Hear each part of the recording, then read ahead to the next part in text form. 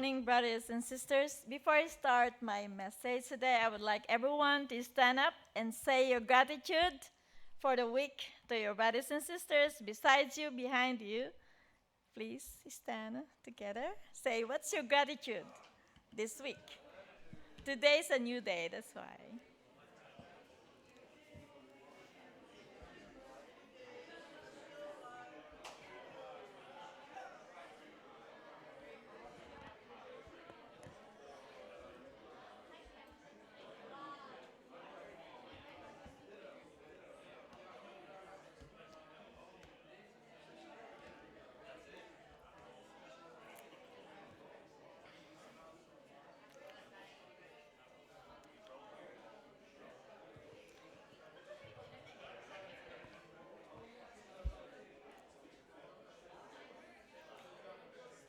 Thank you so much for your participation.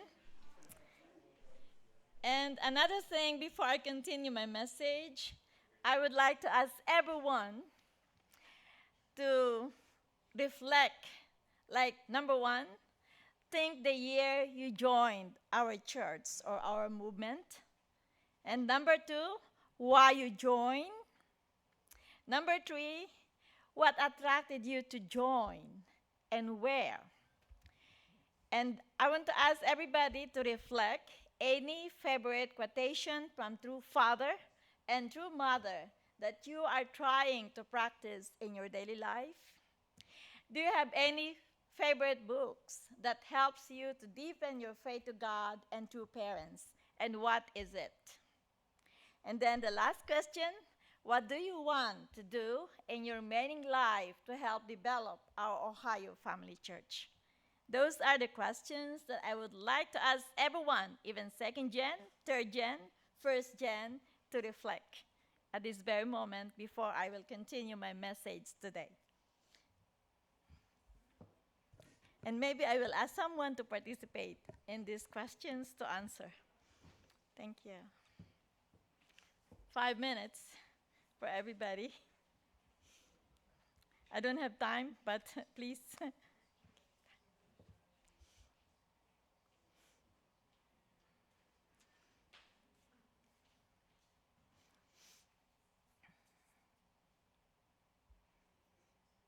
And if you have the answer in the last, that I say, what do you want to do in your remaining life on earth? In your remaining life to help develop our Ohio Family Church, let me know. Just reflect, especially our young ones born in our church or our elder ones that join ahead of us.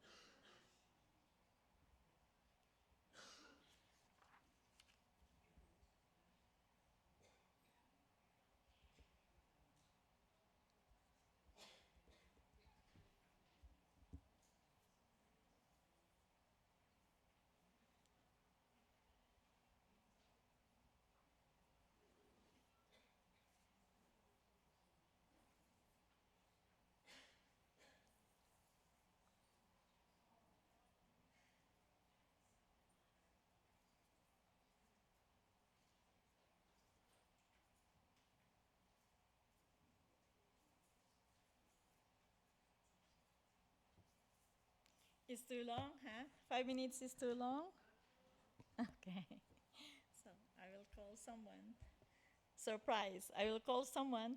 Please prepare yourself.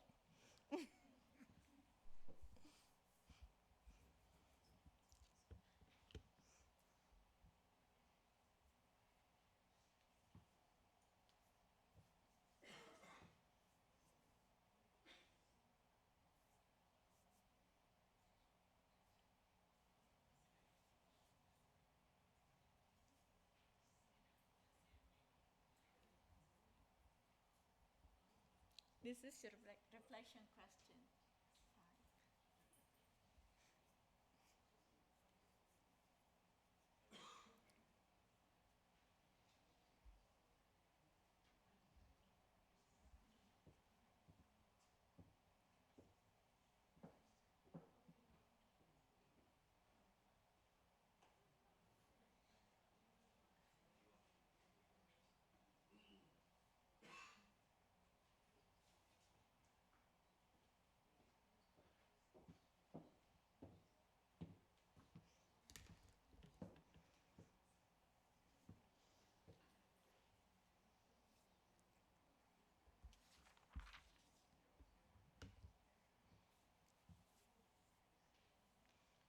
50 seconds, 49 seconds.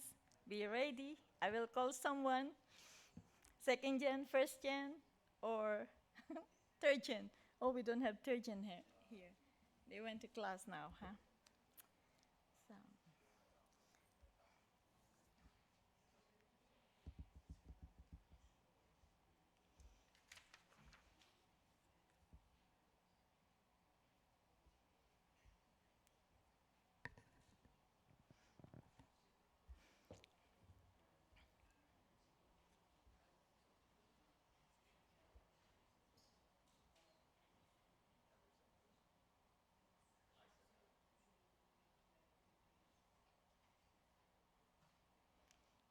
Okay.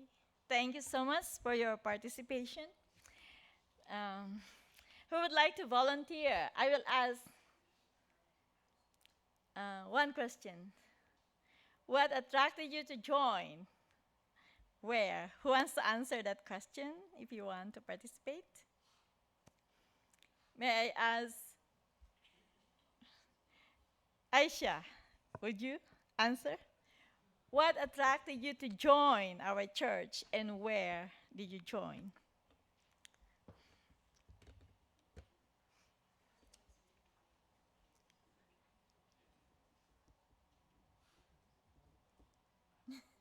Not yet? Not yet ready?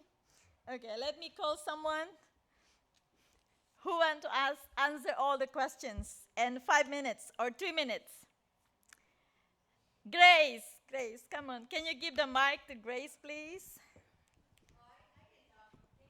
The year I officially joined the church, I consider 1980. That was summer before my senior year of high school, and my mother, without asking me, told me that I was going for the summer to the um, workshop in upstate New York, Camp New Hope, and over there is where I officially, I feel, joined the church on my own. Because before then, from about age 12, I just followed my mother. She says, "Get in the car." I just get in the car. I didn't really think about it. And then she drives, and then the door opens, and then you're at church. You just go in the church and sit there. And so I was just following my mom. So I don't feel like I was really a member at that point until that summer of 17. And I remember Pastor Chris Olson was here back when I was a kid. I don't know if you remember me. I'm Grace. Oh, yeah. um, so that was the year. And then why did I join? Why did I join is because I felt the heart of God, this incredible experience with the heart of God. And once you taste that, as you know, it's like no other. I've never been on drugs, but it's like no other like stimulating, exciting, thrilling. I don't know how to explain it. Anyway, it's not like nothing else. So once you connect with the heart of God, you want to follow that anywhere. And you do go anywhere where you can go deeper into the heart of God. So what attracted me to join is I felt like this is where I can come closer to the heart of God. I can learn and have experiences and associate with people, and all coming closer to the heart of God. I went to church with some of my friends from school. Sometimes they would invite me to go to their church, and I didn't have that same experience at any of the other churches I went to, only in our church. So I grew up here in Columbus, and then favorite quotation, probably living for the sake of others, and as a mom, it kind of comes naturally. I heard one time that True Father said that mothers naturally go to a high place in spirit world because they're always living for the sake of others, always taking care of the children and their husband, and so it's natural as a mother. Favorite books to probably True Father's autobiography. We love to read that for Hundoke at home, and especially that first part. What is that called? Like the introduction, maybe? That first part where he talks about spring and how When he beautiful the received- spring is. That's every time we read that, it brings me to tears. It's so beautiful and moving. What do I want to do?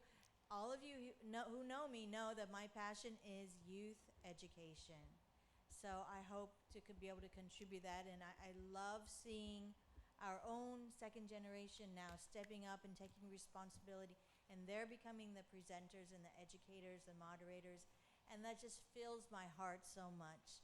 So I want to be a resource and a support for continuing youth education. Thank you. Thank you so much. Thank you so much, Grace. Thank you. Can I volunteer someone to respond from our second generation? Can I ask maybe Alan? Alan Becker? Okay. So the year I joined the church was. Okay. Yeah, please. Oh, I forgot to call you. So Maybe yeah, in the middle. Or here, with me here, Alan. So, I forgot Grace to come in. I had a feeling I'd be called up, so I did kind of prepare. So yeah, I wouldn't consider the year I joined the church to be my birth year either. I would consider it maybe the year I went to Camp Sunrise and heard DP lectures, and then actually got interested because I had gone to Catholic church all those years before that, and they told me about Jesus and God and in the Catholic tradition. But then this DP lecture was talking about how the fall was actually not an apple and not a real snake, but it was an angel. And I don't know, it was kind of mind-blowing for me. And I came home and I started lecturing to my sisters about that because I thought it was kind of cool. But I would say that that's where I actually kind of started being interested. 2001 probably. I think I answered the first three. So favorite quotation, this actually came to me yesterday morning because I've been going through a lot of stressful things with my work. I won't get into the details, but remembering the quote, "Forgive, love, and unite. Gratitude brings about heavenly fortune. Forgiveness opens people's minds, and love moves people's hearts. Let us be grateful for everything. Love our neighbors as we love ourselves, and work in oneness for peace." That's the quote we repeat in the Bay Area Family Church after service every Sunday, so it was locked into my brain. And I had never really thought about the meaning too much until yesterday. And it made me realize how it's such a powerful concept to forgive your enemies. In my case, I have some enemies in my things going on with my work. but to think about forgiving and loving them was something that in the normal world people don't really consider, I feel. And that's something that is something special. Favorite books, probably, to be honest, I haven't read so many in the recent times, but True Mother's autobiography was a good one. And what I want to do in my remaining life is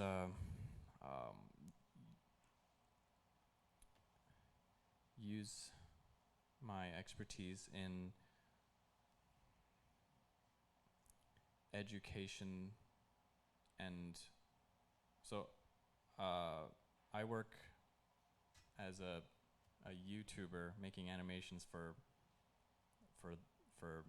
the masses, and I also have a YouTube channel dedicated to teaching people how to animate. And I think that, so there's this video where I teach the 12 principles of animation, and it has millions of views, and from what I hear, it's used by like every college that teaches animation as their like main resource for teaching the 12 principles.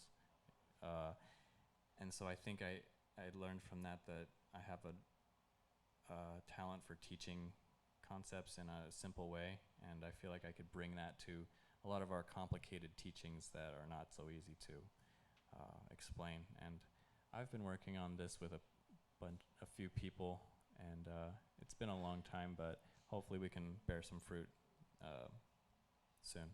Yep. So much. Thank you. Thank you. Thank you so much. Thank you. Again, one last person. I want to ask our guest. He was one of our state leader in Ohio, our guest brother, Christopher Alson. He's one of our state leader. Maybe here in the front.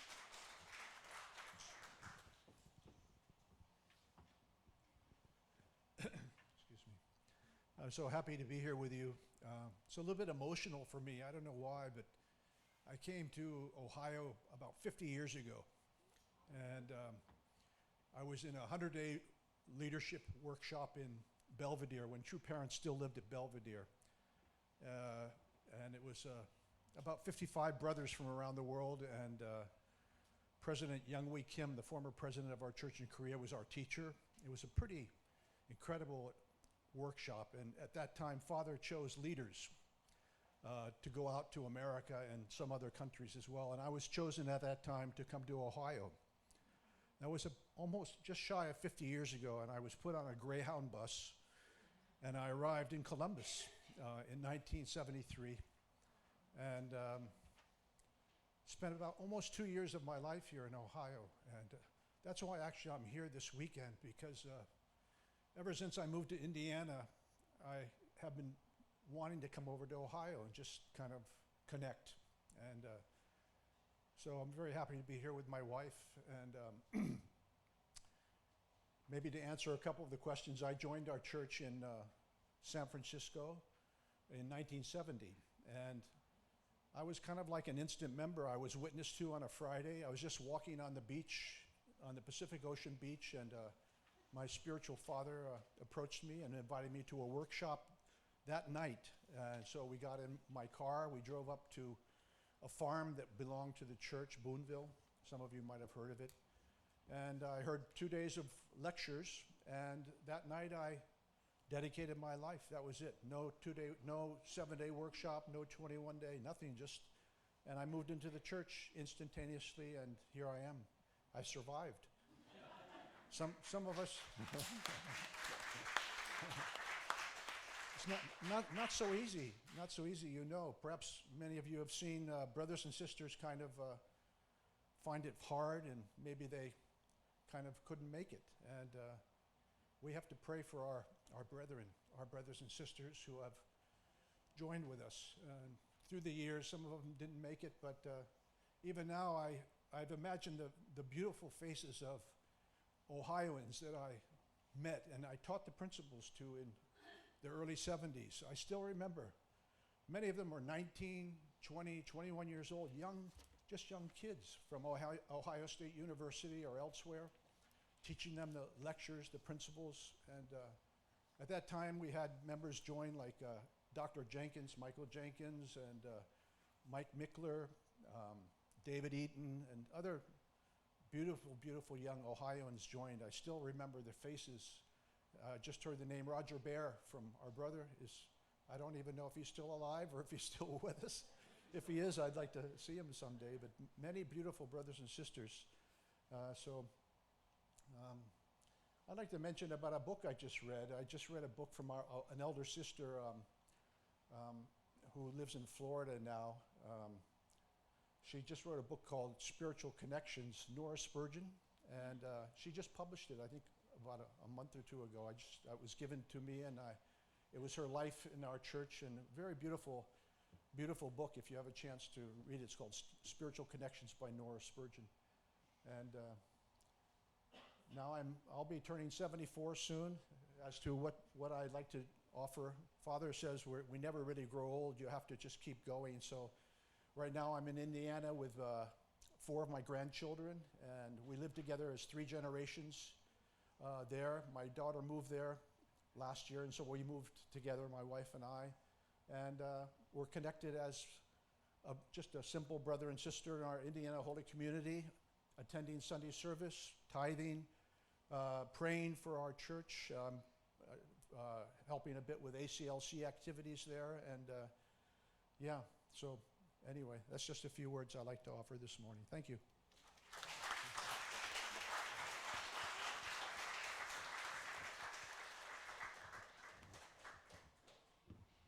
Thank you very much, Grace, Alan, and our brother Christopher.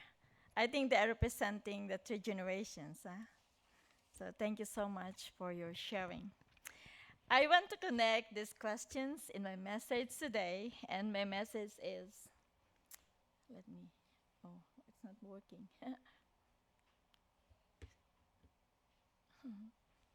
My life journey with God. That's the title of my message this morning. That's why I prepared those questions to hear from others, how maybe connect what is their life journey with God. And of course, our true parents.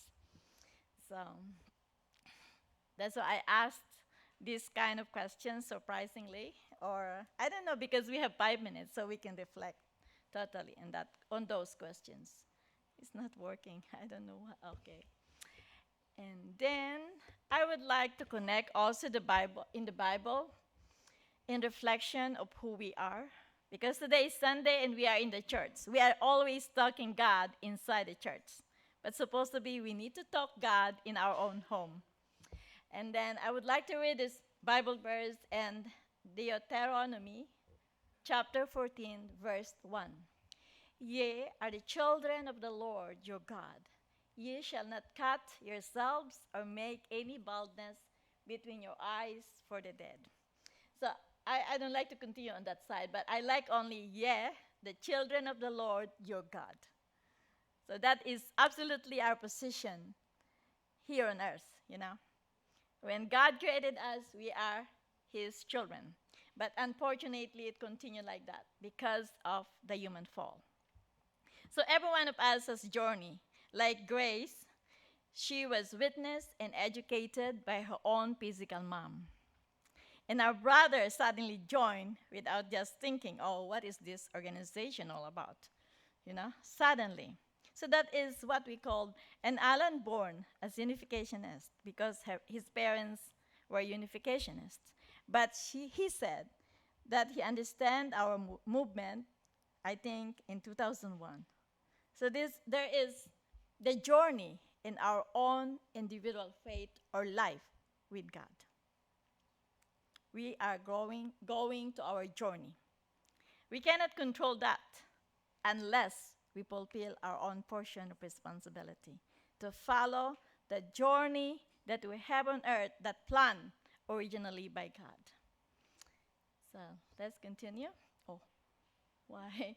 Okay, there is Bible verse also. That is also our position as child of God in 1 John 3:1. So So our journey on earth is destined by God for goodness and for the realization of His own original purpose of creation. And I would like to share with you our true father quotes in his lifetime. In a way, then, the divine principle, this new revelation, is a documentary of my life. It is my own life experience. The divine principle is in me, and I am in the divine principle. That's our true Father. I want to connect that in journey of our life of faith with God. Because as unificationists, our main teaching is based on the divine principle. So if we believe that divine principle is the only truth at this age, we will read it seriously and sincerely every day. More than other Christians reading the Bible every day. Every day, when they wake up in the morning, they will open their Bible and they kneel down, pray to God and read their Bible. That is their faith to God. And that is journey because they believe that Bible is their strength. The Bible is their word that will give life in their daily life from the day they wake up in the morning. How about me? What kind of faith I have to follow my journey as unificationists with God and true parents with me? As Father said, in a way then, the divine principle, this new revelation is new. That's why our movement is very new. It was founded officially in 1954. And our main teaching is focused on divine principle. So, Father is saying, and I am in the divine principle. So that's one of our two fathers saying. And the next one, Father said, not me, okay? Because it's very strong. You should be a person who can establish the heavenly kingdom rather than just the one who can go there. Those who can go to heaven are those who wish to be dependent on God. But those capable of building the kingdom are those who can let God depend on them. Do you agree on Father in that praise that He gave us? Raise your hands for me. Raise your hands, everybody, that you agree in that words of Father. This is one, I think, that Father journey is so tough. Can you imagine what journey Father experienced in his lifetime on earth? Because he believed his journey is with God in him. So that's another praise. And there's another one. If you convey God's word to someone only with intention to utilize him in some way, you will never be able to establish the standard of the way. Give what you have to others with your sincere heart. Everyone, we have the journey. We want to witness and educate people. For what purpose?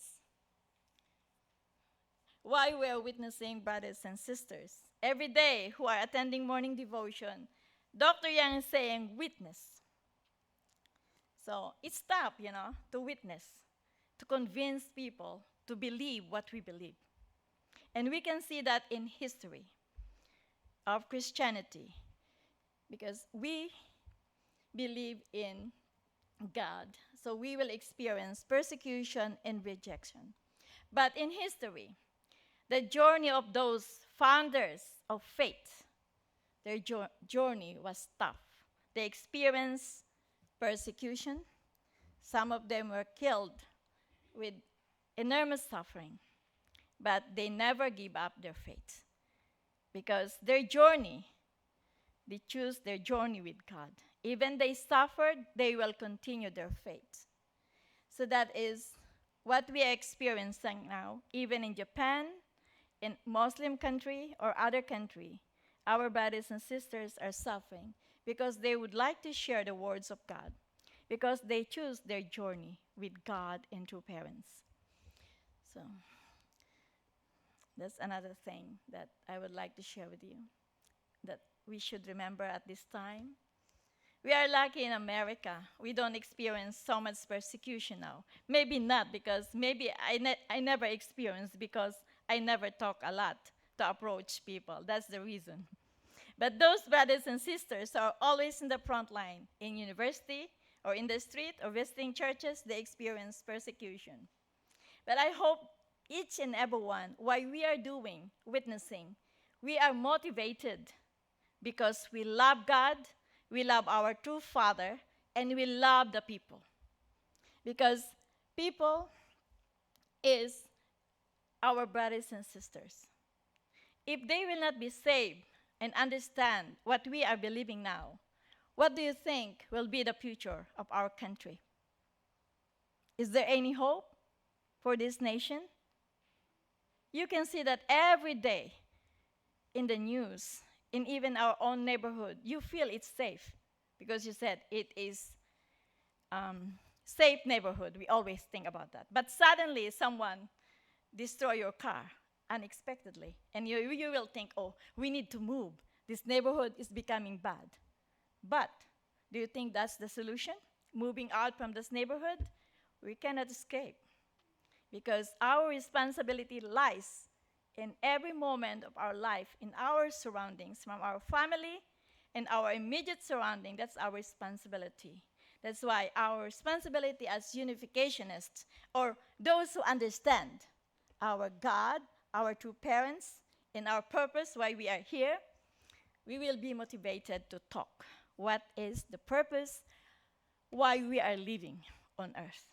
That's why I asked the question, why we are living now? What do you want to do in the remaining life of us here in Columbus to make changes in this city of Columbus or in this state of Ohio? And I would like to share with you what Mother said in the last part, the closing of of her book.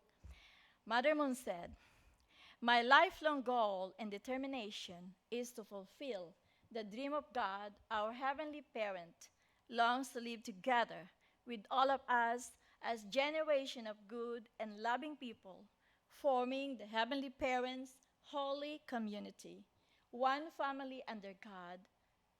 I'm determined to bring that dream into reality during my remaining years and invite all my readers to join me in this historic task." And that's Mother Moon. That's why I ask everyone, what is your favorite book? From that book, you will get inspiration. Like Grace, she likes to read father autobiography. Alan is inspired of Two Mothers' book, and our brother was inspired by this spiritual connection. And that's our brothers and sisters connection. So I think every one of us has inspiration from our own movement. So I hope that we will not neglect what are the books that inspired us to live well at this present time. So these are the books that keeps me going. I don't read them yet perfectly all, but one book that encouraged me here in America, that's not our book as unificationists, but there's The Law of Success by Napoleon Hill. You know why I was encouraged in this book? It says there that our success not lies going around different churches or reading another books to develop our own personality, but what we have in our own organization or church, we need to focus to develop ourselves from that education or book, so we cannot change, all the time change, because we are again starting from the bottom. Our foundation, we will build again another foundation. So that's the point that I like in The Law of Success. And then many things, but that's enough. So these are the books that keep me going. First, Divine Principle. And number 2, Unification Thought. World Scripture and the Teaching of Reverend Moon. Unification Theology, True Mother's Anthology, True Father's Autobiography. And now we have the new book, Chonsong Gyeong, Pyeonghwa Gyeong, and Champong Gyeong. Those are the books that personally keep me going. There are many contents, the same Spirits of Father, but it will help us develop who we are if we believe that we are the hope of this generation. And that is the word of Father and Mother Moon. They are depending on us. And for those guests today that is not yet our members, this is our organization, the Family Federation for World Peace, founded by Reverend Moon and Mrs. Moon. So those are my simple message this morning, the journey or I can say, my journey with God. So you can also think like that, your journey with God day by day, how you do and how you work with that journey with God. I know that we have different styles because we have different hobby. So I hope we can reflect how we are going to build a success journey with our God and true parents. So I think that's my message for today. And I would like to share with you my favorite pledge, number 5. Our family, the honor of Chunelgo, pledges to strive every day to advance the unification of the spirit world and the physical world as subject and object partners by centering on true love. That's my favorite pledge, unity of physical world and spiritual world. So I hope you will have that kind of basic, in our life. Like, why this is my favorite? This is physical and spiritual world because we believe that there is a spiritual world. Like Alan made a YouTube, life after death. That is why I connect it here. Because we are living here on earth. If we do good things here on earth, of course, we have good foundation in the spiritual world. And why I am saying that? Because when we say something good, I believe it will be realized because the spirit world people are listening to help me.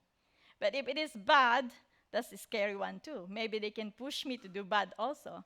So that's why this is my favorite pledge, because unity of the spiritual world and physical world.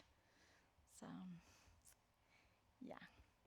Thank you so much for listening, and I hope everyone will have a very, very blessed week. Thank you.